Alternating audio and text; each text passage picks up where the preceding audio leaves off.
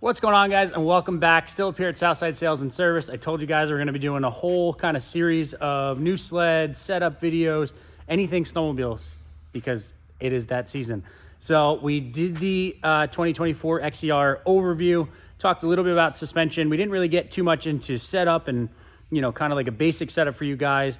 So that is what we're doing this video. We've touched on this again before, but figured for guys that want to refresh their memory or guys that have not seen that video, we wanted to kind of dive into XCR suspension and a basic setup of, you know, where to start. At least, you know, you guys get your new sleds, or if you bought, you know, a used one, it really is for the most part the same thing.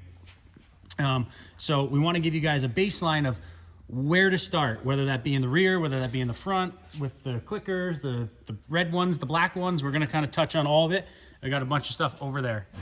So we have Bruce here to kind of walk us through what is what and where to start setup wise for your XCR, whether it be 23, 24, 22. Again, for the most part, they're all the same. And he's going to go into what makes a 22 and a 20, or a 23 and a 24 different than what, say, a 22 and on. How you doing, guys? So yeah, on the XCR, obviously we do a lot of talking on this unit, and we're just going to go over whether you're picking up a new one, new, or you're picking up a used one, just kind of where you want things set. You know, first of all, with any of this stuff for sled setup is the weight of the rider, and you know, getting the springs right, because the springs are what hold the sled up. And then after that, we talk about shock valving and those kinds of things, depending on how aggressive a rider you are. When these sleds come in now, they are HD rear sprung, 100-pound front springs, and center spring has been the common two-stage spring that's a one spring but tight loose coil. I'll go over the poundage of that shortly. But as far as setting it up for a rider with HD springs, if you're a rider that's anywhere from, say, 170 pounds to 225 or 30 pounds, that spring 9 out of 10 times will work for you. If you're less than 170-pound rider, you're probably going to want to go back to standard torsions, which the torsion spring, when we talk about, is this spring, which goes under here like that. There's two of them, and we have the normal low, medium, high settings on this block.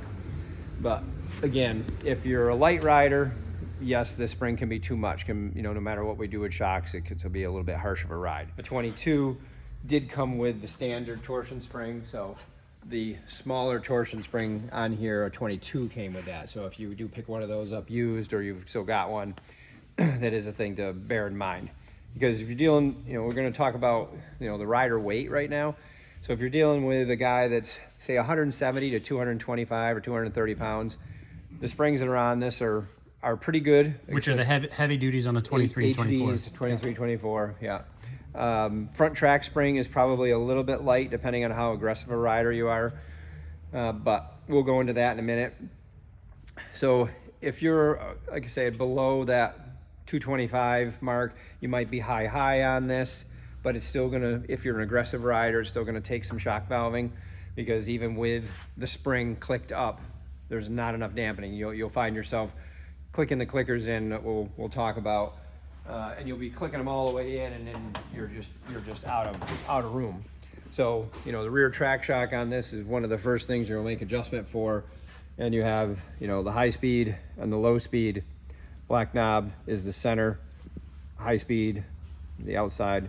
So you could make a really big adjustment on that red knob for, again, big bumps, a lot of movement, a lot of stroke through the shock.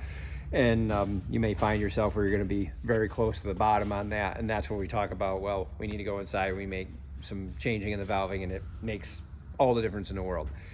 Low speed, turn that in. People will turn them in. I'll get these shocks in. They'll be all bottomed out. It does make the shock stiffer for sure. The low speed makes a big difference, but it makes it very harsh. So it loses that fluidness, and it makes it very, very harsh, no matter which shock, because all four of them, skis, center, and rear shock, are set up the same way: low speed, high speed. So you always kind of want to be able to be out near the edge, outer edge on low speed, because it keeps the shock a little bit more fluid, unless you really need to go in. But you'll find with the stuff that is on these, a lot of times you're chasing that in a little bit more.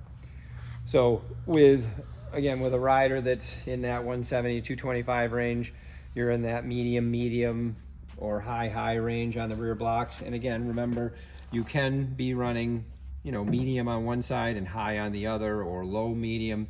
That's, they're both on the same torque arm, so it doesn't matter what you do. It is all just about the total spring of what you're looking for. And that half a block does make a nice comfort zone for when you're trying to do that, especially if you go out and you do have it set up pretty well and you like it, even if the stuff has already been valved or not. But you'll be out there and the snow's a little bit harsh, not big bumps, just a little bit harsh chop. You can flip your block back like 1/2 block, from a medium to a medium low, or a high to a high medium, and you'll find like, oh yeah, those, huge difference, and it feels really good going through those bumps that day compared to soft snow, bigger bumps. And because of soft snow, the bumps usually do get bigger through the day.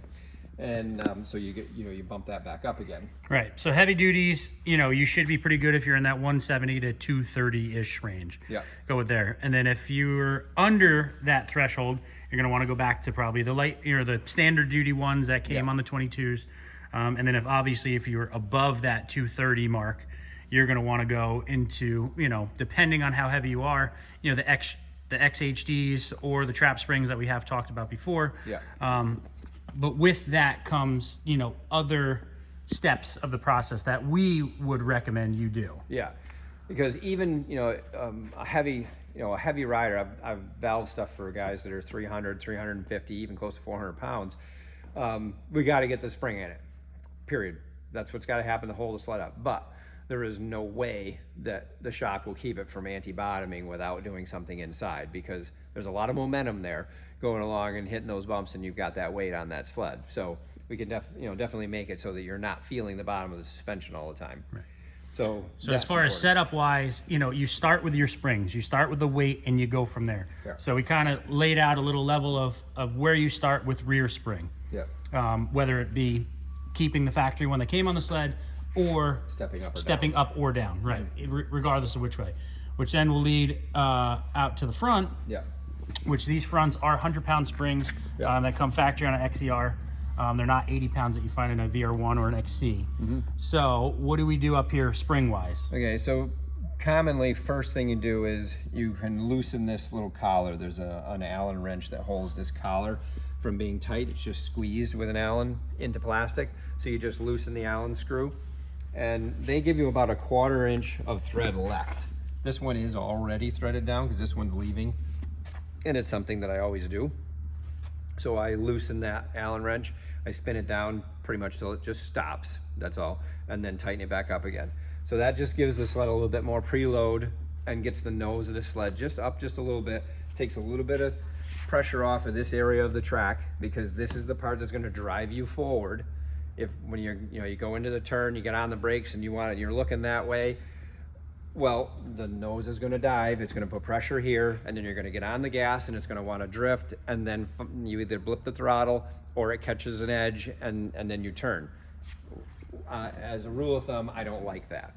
I like to be able to turn when you want it to turn. Turn when I want to turn, not turn when it decides to turn. So we're recommending that you add as much preload into this until they stop. It really changes the attitude and rake of the sled. It gets the front end up a little bit, gets front of the track off the ground, and it really gets this thing to set up kind of on rails. You want it on, 3 points is really what we like to see. Yeah. The back of the track and the 2 skis, and that's gonna handle the best. It's gonna corner the best. Yeah. So bringing that up, it just takes a little bit of weight off of this. It won't really pick much off the ground. It just takes some weight off of it. The other factor is strap settings. A lot of people that have been snowmobiling for a long time know that there's limiter straps, and you can adjust those, drill a hole in them, pull the strap up. We've done that before on the bench and kind of showed you. And what that does is that literally changes the angle of this track area here, because you're bringing this up. It does shorten the stroke of travel, which, again, you got to know what you want. And then when you do pull that up, you also put more preload on this spring because you're squeezing that down. So you have to readjust to that preload, not just go, okay, I'm just going to pull it up, because it's going to feel weird, because you got too much preload in the center shock. It's like, oh, it feels a little bit rough now. You know, maybe I'll just go back with the strap. Well, you didn't really get to test the turning portion of it because the spring made you feel funny. Right. So you want to definitely turn that back down so it frees that front track up, because that front track needs to be free so it's not picking you up as it enters the bump. So, you know, we talk about these springs and 100-pounders and turning this down. We do have a 125-pound spring that comes on a cross country. We will put that on a guy that's either a heavy guy, because again, he's like a pendulum. He goes into the turn, that weight goes forward on that sled, squats the front, puts the track on the ground. So that's a good deal for that guy, or an aggressive rider. Right. I mean, you had him on your XCR the year before. Yeah, absolutely. So we talked about rear torsion springs. We talked about front coil springs. Now, you have your front track shock that also has a spring on it. So where would you set that, and how would you explain that? So you just kind of touched on it a little bit about, you know, if you shorten the limiter strap, then you have to reset your preload on your front track shock. And the preload on that is only about an eighth to a quarter. So literally with the preload, with the strap set, you know, the suspension can be right on the bench. And the shock's bolted in, strap set. You want to thread that blue collar down on this spring right here until it's free, and then you turn it up. You know, when it hits the spring, you're talking like an eighth to a quarter of an inch. So that just that light amount of preload. Right.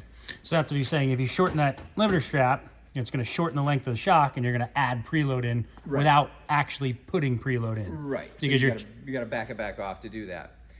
Or somebody that buys another spring, like this is the spring that comes on the sled. So this is a light.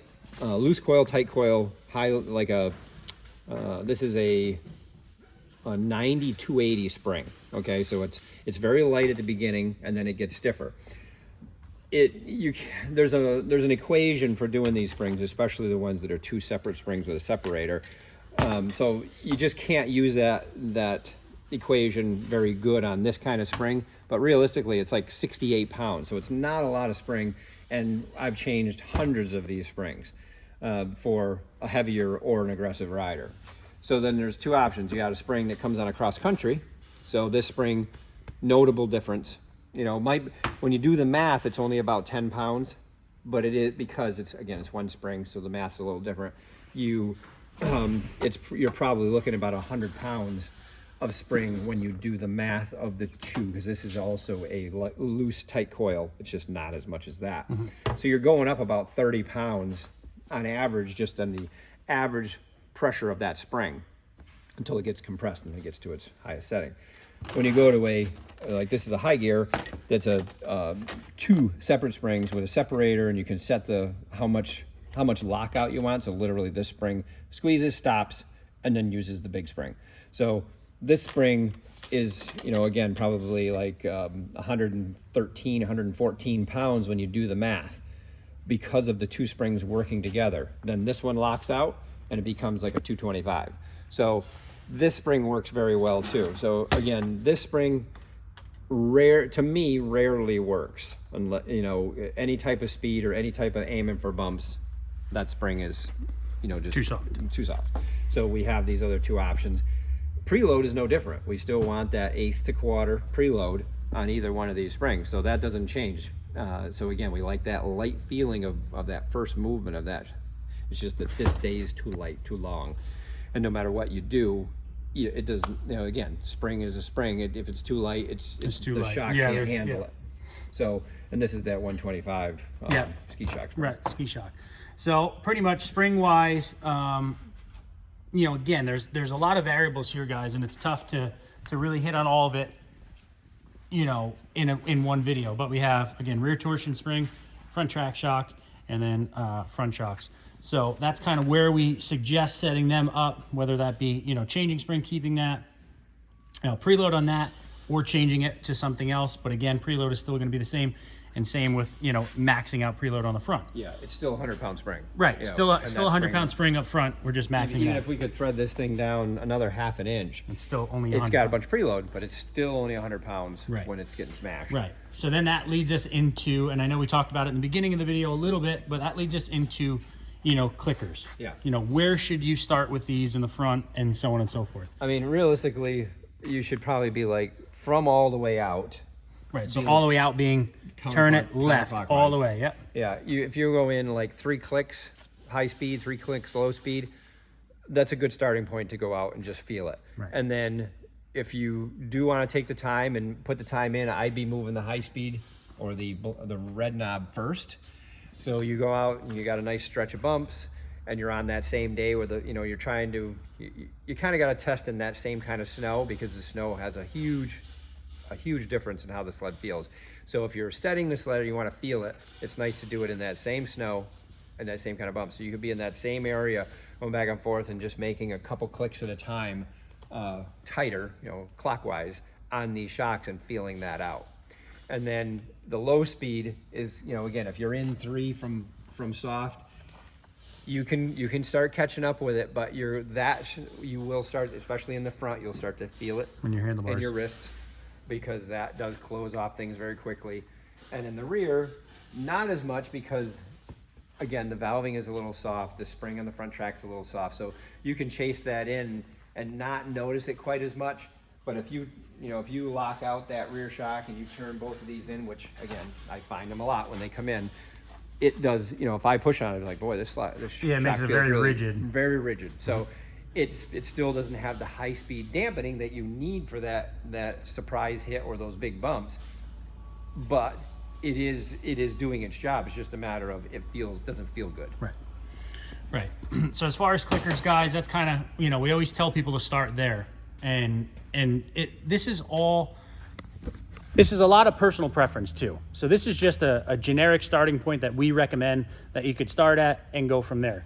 Now, if you really, really wanted to get detail oriented, and I mean, if you guys have been here for a while, you know that, we get inside the shocks, and Bruce, talked about it a ton in this video too. Getting inside the shocks and actually revalving and changing the calibration of what's inside them to fit your riding needs and make that sled ride the way that you want it to and the way that you want it to handle. It's not saying that anything is wrong here. It's just saying that we can personalize your sled and your suspension to your riding needs, wants, weight, size, et cetera, et cetera. So, the options really are endless here. Yeah. And I'd be happy to help you, get pointed in the right direction, and, we could get you set up with Bruce and have him do your shocks and really get your sled to perform as good as it possibly can. And that's what we're here to do, is help you guys do that. We talk about it all the time. Our seasons are getting shorter and shorter and shorter, and snow is getting sporadic, I guess you'd say. Yeah. So, when you're on your sled, you want it to be at top notch, and you don't want to have any issues. You don't want to be upset with it. So we can dial you in and get it personalized to what you need. But this is just kind of a generic starting base for the XCR, whether that be, again, springs, clickers, etc. If you have any questions, comments, you can put them down below in the comment section. I will get back to you guys. You know that. You can reach out on Facebook, Instagram. I get back to 99.9% of you guys. But that's going to do it for this video, unless Bruce has something else. Nope, that'll cover it. And so that's going to do it. Make sure to like, make sure to subscribe, and we'll see you guys in the next one.